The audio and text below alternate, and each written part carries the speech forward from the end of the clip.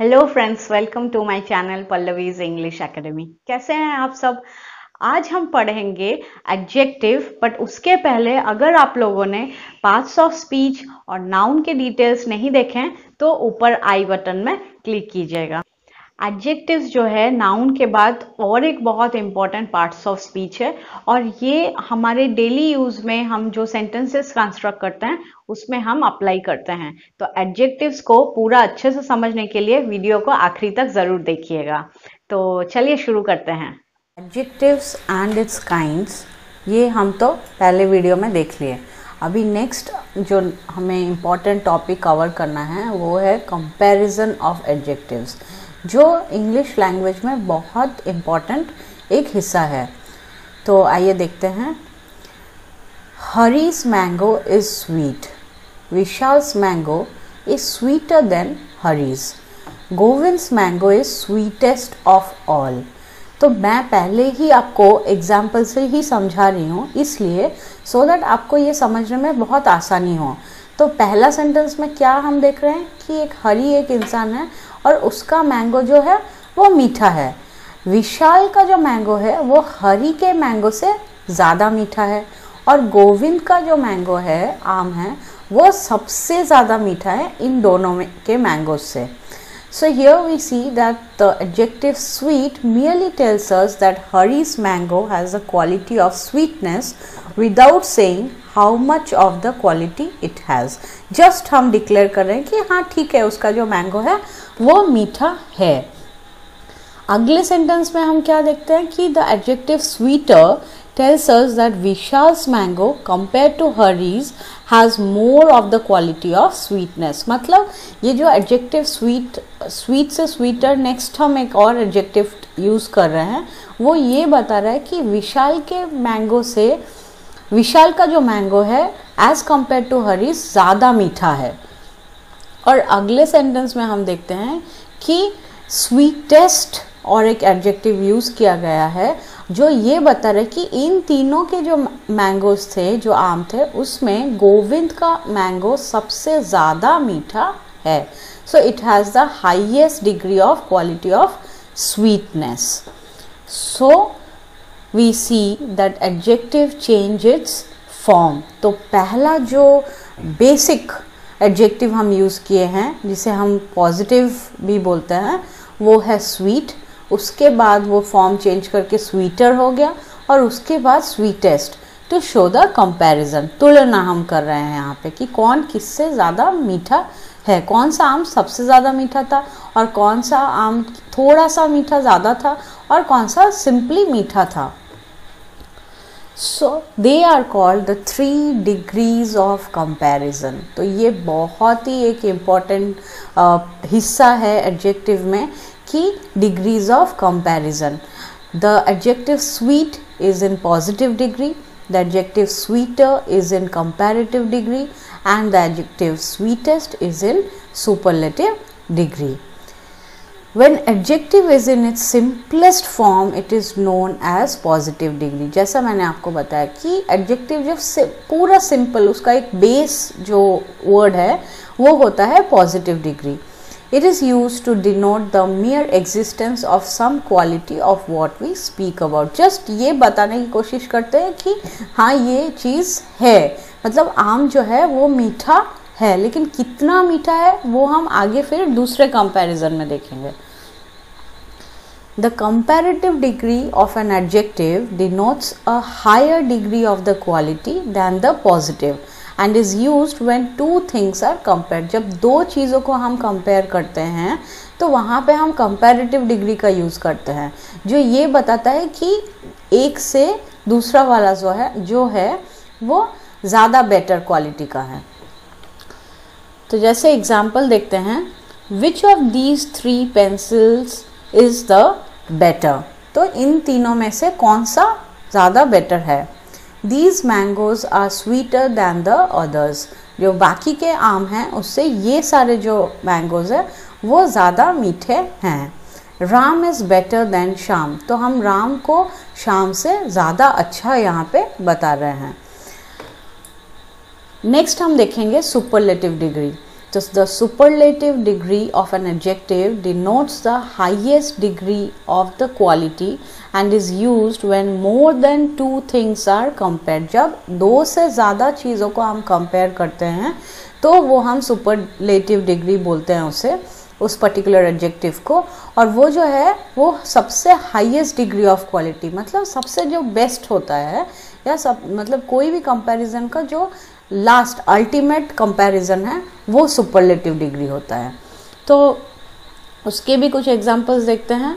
This girl is the kindest in the class. So इस girl को हम बोल रहे हैं कि सबसे ज़्यादा दयालु है क्लास में, मतलब उससे ज़्यादा दयालु और कोई भी नहीं है क्लास में।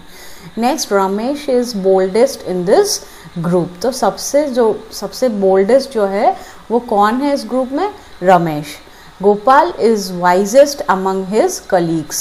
So here we see that Gopal is the wisest person amongst his colleagues. सबसे ज़्यादा जो हम बोलते हैं ज्ञानी जो है वो गोपाल है अपने colleagues में। So the first note here we see is there is another way in which we can compare things. Instead of saying Ram is stronger than Bulu, we can say Bulu is less strong than Rama. मतलब मैं आपको ये समझाना चाह रही हूँ कि हम जैसे हमेशा बोलते हैं कि ये जो कंपैरिजन करते हैं कि Ram is stronger than blue, मतलब राम जो है बुलू से ज़्यादा ताकतवर है। तो इसको आप ऐसे नहीं बोल के हम ऐसे भी बोल सकते हैं कि बुलू जो है वो राम से ज़्यादा ताकतवर नहीं है, कम ताकतवर है। Next, we see another note here that the superlative with most is sometimes used where there is no idea of comparison. ये जो superlative comparison है degrees of comparison में, तो यहाँ पे हम जो most word use करते हैं वो ऐसा नहीं कि हमेशा ही वो comparison बता रहा है, but merely a desire to indicate the possession of a quality in a very higher degree. So it means that ये जो है आप देख सकते हैं कि हमेशा ऐसा नहीं है कि हम मोस्ट को यूज़ कर रहे हैं सिर्फ कंपेयर करने के लिए। मोस्ट को हम कई बार यूज़ करते हैं सिर्फ ये जताने के लिए कि इस पर्टिकुलर चीज़ में और या कोई वस्तु में उस मोस्ट यूज़ कर रहे हैं सिर्फ अधिकार जताने के लिए, just to merely show a desire. ठीक है, तो एग्जाम्पल जैसे देख सकते हैं, दिस इज मोस्ट अनफॉर्चुनेट, मतलब यहाँ पे हम अनफॉर्चुनेट दुर्भाग्य को स्पेसिफाई करके स्ट्रेस देके हम बता रहे हैं कि ये सबसे ज़्यादा दुर्भाग्य था, या कुछ भी आप ऐसे बोल सकते हैं। तो यहाँ पे हम मोस्ट यूज़ कर रहे हैं। It was the most eloquent speech, तो यहाँ पे हम जो स्पीच है उसको हम अगेन हाईलाइट करने के लिए मोस्ट यूज़ कर रहे हैं। Formation of comparative and superlative. Most adjective of one syllable and some of more than one form the comparative by adding er and superlative by adding est to the positive. मतलब maximum जो adjectives होते हैं one syllable के, उसमें हम लोग क्या करते हैं, और कुछ मोर देन वन भी, मतलब एक से ज़्यादा भी, तो उसमें हम क्या करते हैं, कंपैरिजन जो करते हैं वो इधर बाय एडिंग er करते हैं कंपैरेटिव में, और est यूज़ करते हैं सुपरलेटिव में। और किस में? बेस वर्ड जो है आपका पॉजिटिव वर्ड जो है। जैसे देखते हैं, स्वीट अगर पॉजिटिव वर्ड है तो उसका कंपैरेटिव क्या होगा? स्वीटर, और सुपरलेटिव होगा स्वीटेस्ट। सिमिलरली यंग का comparative younger and again superlative youngest. So आप देख सकते हैं er यूज हुआ है कंपैरेटिव में, सुपरलेटिव में est यूज हुआ है। Similarly we have clever, cleverer, cleverest, small, smaller, smallest. Now when positive word ends in e, only er and st are added. तो ये और एक कंडीशन है और एक केस है, आप बोल सकते हैं कि ऐसा भी कई बार होता है कि जो पॉजिटिव वर्ड है उसका जो लास्ट अल्फाबेट है वो ई है, तो उसमें सिर्फ हम er चेंज करेंगे कंपैरेटिव में, और सुपरलेटिव में st ऐड करते हैं। तो जैसे ब्रेव है BRAVE, तो ई एंड हुआ तो वहां पे हम braver and then bravest. Similarly noble, nobler, noblest, large, larger, largest. When the positive ends in y preceded by a consonant, the y is changed into I before adding er and est. तो जब positive word में and का alphabet y होता है तो और उसमें consonant भी रहता है तो वो जो है y चेंज होके I यूज होगा. जैसे फॉर एग्जांपल मैं आपको बोलती हूँ अगर हैप्पी है तो वो हैप्पियर एंड देन हैप्पीएस्ट हो जाएगा. जैसे यहाँ पे हाँ ऑलरेडी ये एग्जाम्पल यूज किया हुआ है. तो हैप्पी का हम देख सकते हैं लास्ट जो कॉन्सोनेंट है दैट इज वाई और उसके बाद जो नेक्स्ट उसके पहले जो आ रहा है फ्रंट में वो पी है तो पी इज ऑल्सो कॉन्सोनेंट. तो यहाँ पे हम क्या यूज कर रहे हैं आई ई आर. तो ई आर यूज हुआ and happiest for superlative. Similarly merry, merrier, merriest, wealthy, wealthier, wealthiest. मैंने कुछ एग्जाम्पल यहाँ पे आपको बताए हैं, आप ऐसे बिल्कुल और फाइंड आउट कर सकते हैं इन तरीके के वर्ड्स को. When the positive is a word of one syllable and ends in a single consonant preceded by a short vowel, this consonant is doubled before adding e and est.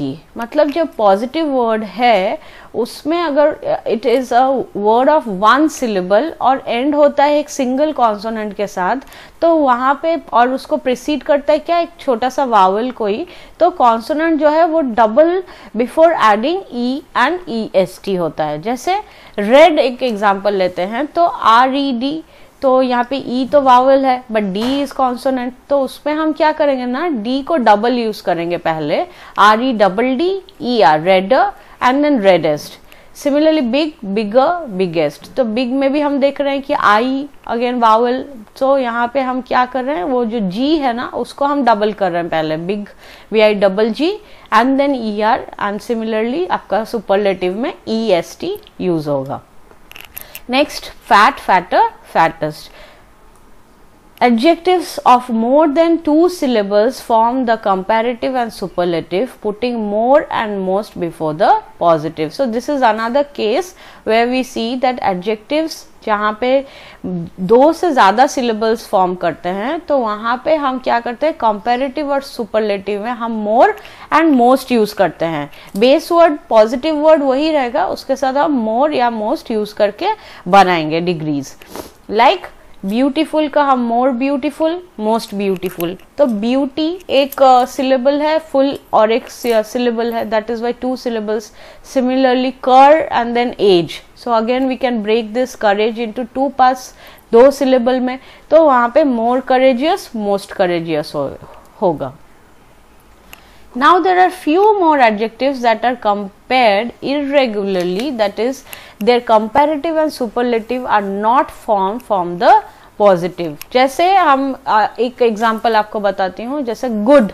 Good का हम क्या बोलते हैं good का गुडर गुडेस्ट कभी नहीं बोलते हैं. क्या आता है वो गुड का बेटर एंड देन बेस्ट. तो ऐसे और एग्जांपल्स मैं आपको बताऊंगी बट आप पहले केस को फिर से समझ लीजिए कि ऐसे कई एडजेक्टिव्स हैं जिसका जो पॉजिटिव फॉर्म है उसको अभी तक हम देख रहे थे पॉजिटिव में ही हम कुछ चेंजेस कर रहे थे E R E S T ऐसे डाल रहे थे बट कई केस में ऐसा होता है कि पॉजिटिव वैसे ही रहेगा और आपको नया वर्ड यूज करना पड़ेगा किसके लिए कंपेरेटिव के लिए as well as for superlative के लिए. जैसे एग्जाम्पल देखिए as I told you good का better and then best, like much का more and then most, late का later latest, up upper upmost, in का inner then inmost innermost ऐसे हम बोलते हैं. You have many more words so you can always find it out. Now the correct use of some adjectives. This is again a part which you have to know. आपको ये ज़रूर से पता होना चाहिए क्योंकि इंग्लिश लैंग्वेज में English grammar में इसका यूज़ जो है काफ़ी हम करते हैं और इसमें हम अक्सर गलती कर जाते हैं. तो वो क्या चीज़ें हैं जो उसका करेक्ट यूज़ हम करते हैं एडजेक्टिव्स का वो कैसे करते हैं देखते हैं. जैसे सम और एनी, ये जो दो टर्म्स है ना, इसको हम कई बार कंफ्यूज हो जाते हैं, कहाँ पे सम डालेंगे, कहाँ पे एनी डालेंगे। तो टू एक्सप्रेस, क्वांटिफाई और degree, some is use normally in affirmative sentences, any in negative और इंटरोगेटिव सेंटेंसेस। तो अफर्मेटिव सेंटेंसेस जो होते हैं उसमें हम क्या करते हैं, सम डालते हैं, और एनी यूज होता है नॉर्मली नेगेटिव सेंटेंसेस में या फिर इंटरोगेटिव सेंटेंसेस में। जैसे एग्जाम्पल देखिए, I will buy some mangoes and the next one, I will not buy any mangoes. तो हमें पता चल रहा है कि हम बोल रहे हैं कि I will buy some mangoes, मतलब मैं कुछ आम खरीदूंगा, और I will not buy any mangoes, मैं बिल्कुल कोई मैंगो नहीं खरीदूंगा। तो सम एनी का यूज ऐसे किया जाता है। But any can be used after if in affirmative sentences. जैसे if you need any money I will help you, तो एक कंडीशन यहाँ पे हम डाल रहे हैं, अगर तुम्हें कुछ मनी की जरूरत है तो फिर मैं तुम्हें हेल्प करूंगा। तो इस तरीके के सेंटेंसेस में लेकिन आप एनी जरूर से डाल सकते हैं। Some is used in questions which are really offers और रिक्वेस्ट और which expect the answer yes, मतलब कई क्वेश्चंस होते हैं जिसमें आप कुछ ऑफर कर रहे हो या फिर कुछ तरीके का रिक्वेस्ट कर रहे हैं और जनरली आंसर जो है वापस आएगा वो यस होगा। तो उन तरीके क्वेश्चंस में हम ऐसे बोलते हैं, will you have some ice cream, तो आप ये ऑफर कर रहे हो किसी को। And could you lend me some money, तो आप किसी को रिक्वेस्ट कर रहे हो कि क्या वो दे सकते हैं आपको कुछ मनी। तो नॉर्मली इसका जो आंसर है वो यस होता है। तो इस वजह से हम सम का यूज यहां कर सकते हैं। और एक बहुत इंपॉर्टेंट एस्पेक्ट अभी मैं आपको बताऊंगी और वो है ईच और एवरी। तो गाइज ईच और एवरी मीनिंग ऑलमोस्ट सेम रहता है। तो देखिए each and every are similar in meaning but every is a stronger word than each, मतलब वजूद जो है ना वो एवरी का हमेशा ईच के कंपैरिजन में ज्यादा रहता है। मतलब each without exception, each is used in speaking of two और more things, every is used only in speaking of more than two। तो every मतलब हम सबको बोलते हैं और each जो है उसका मतलब है कि दो से ज्यादा। तो यहाँ पे देखते हैं हम, each directs attention to the individuals forming any group, every to the total group। तो each जो है वो किसको मतलब वो दर्शा रहा है कि कुछ पर्टिकुलर इंडिविजुअल्स को हम बता रहे हैं कोई एक ग्रुप का, बट एवरी मतलब पूरा का पूरा ग्रुप को हम बोल रहे हैं। तो each is used only when the number in the group is limited and defined, मतलब जितने लोग उस ग्रुप में हैं वो काफी कम हैं तो वहां पे हम each का यूज करते हैं। But every when the number is indefinite, मतलब जो ग्रुप का जो नंबर है वो बहुत ज्यादा है या कुछ भी पर्टिकुलर हमें एग्जैक्ट पता नहीं है, तब हम every का यूज करते हैं। बेसिकली every मीन्स होल, जिसको हम पूरा एक ग्रुप गोष्ठी को बताते हैं। जैसे एग्जाम्पल देख लेते हैं, एवरी सीट वॉज टेकन, सभी सीट जो है वो फिल हो गया था। 5 boys were seated on each bench, तो एक एक बेंच में 5 बॉयज जो हैं वो बैठे थे। It rained every day during my holidays, तो हर दिन बारिश हुआ जब मेरा छुट्टी था। I was away 10 days and it rained each day।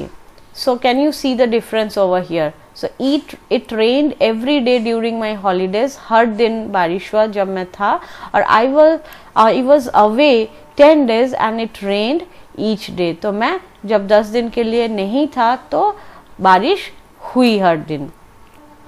So guys that's all about adjective, and adjective जो है वो हमारे रेगुलर ग्रामर के यूज में it is very very important.